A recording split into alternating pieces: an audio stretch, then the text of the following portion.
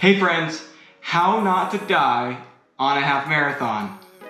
Okay, if I could go back in time, think of the things that really helped when my only objective, my only goal was to finish it and not die.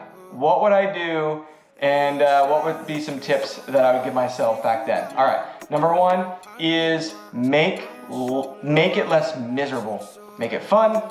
Make it something that you're actually enjoying. So here are the few tips that I have is A, listen to music, put on some earbuds, find what that music that really gets you pumped, takes you away from thinking about pounding pavement and makes it something that you look forward to. B is listen to books. So I listen to books while I go for my runs.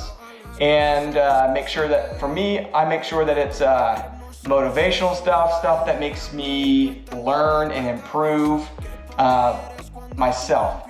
So that's what works for me. C is probably the one that would be most beneficial, is finding a running partner. Find somebody that you can talk to, that way you are going a little bit slower and you can talk at the same time. I can't think of anything that makes running more enjoyable and go by faster than talking to somebody while you're doing it. So I would say that's probably the best way to go about it.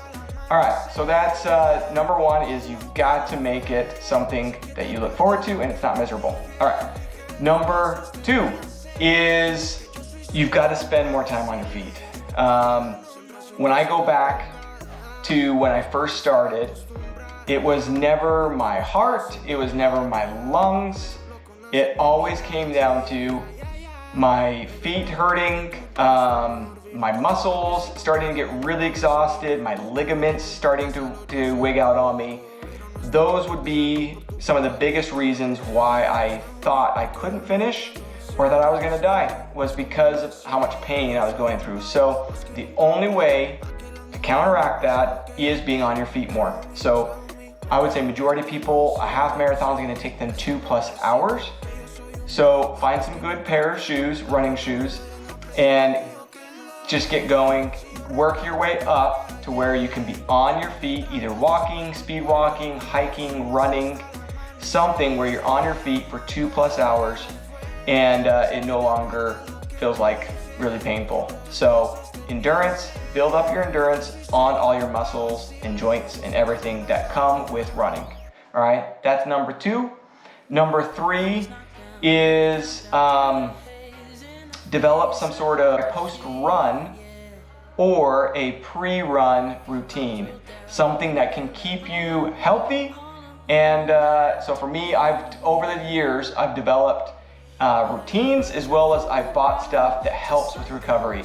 So I've got all sorts of rollers, I've got massage guns, I've got like a massage thing that works out some of your tightness and some of those knots that can get developed.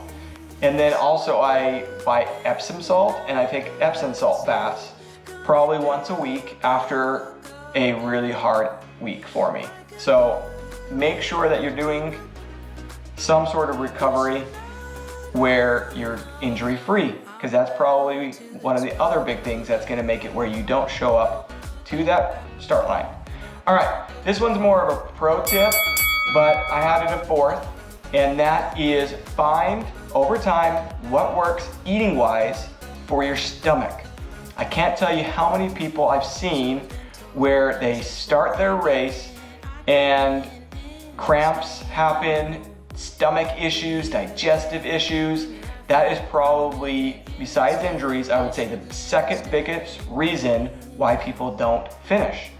So over your time, eat something, a pre-big run, or figure out what works food-wise that does not destroy your stomach and make you have all sorts of issues. And whatever that is, or there may be multiple things, whatever those are, just use those for that race or pre-race. All right, that's more of a pro tip. That's pretty much it question of the day is, for 2023, what goals have you set, or a goal specifically health-wise? And if it's a race, what race will you be training for? So that's it. Let's start to focus on to 2023. I hope that things are going well and training is going really awesome for you. I really appreciate everybody watching this. And if you wouldn't mind, if this is stuff that you would like to continue to learn about, then please subscribe and like this. It means the world to me. I really do appreciate it. All right, as always, let's thrive together. Bye.